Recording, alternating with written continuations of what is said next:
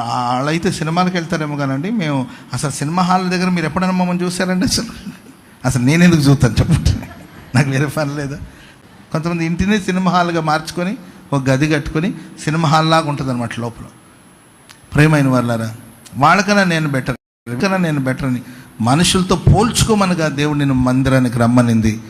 దేవుని ఎదుట నిలబడి, ఆయన ఎదుట వాక్యం అనే అర్థం ఎదుట నిలబడి నీలో ఉన్న లోపాలని సరి చేసుకొని బాగు చేసుకోవడానికి కొరకే మనం వచ్చాం. నాకు లోపమే లేదు, అన్ని ఏ లోపం లేదు, పర్ఫెక్ట్ అయిపోయానని అనుకుంటే ఆ మరుసటి రోజు సమాధి కార్యక్రమం జరుగుతుంది.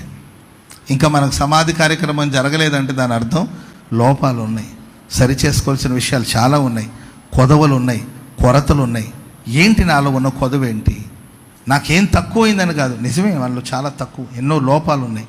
వాటిని గురించి ప్రార్థన చేసుకుని సరి చేసుకోవడానికి దేవుని మందిరానికి వస్తే దేవుడు నేను నీతిమంతుడిగా మారుస్తాడు. నీ ప్రార్థన దేవుడు అంగీకరిస్తాడు, నీ ప్రార్థన దేవుడు ఆలకిస్తాడు, నీ ప్రార్థన ఎంత మాత్రం త్రోసివేయడు. కన్నీళ్లతో పశ్చాత్తాపంతో రావాలి దేవుని సన్నిధికి. ఆమె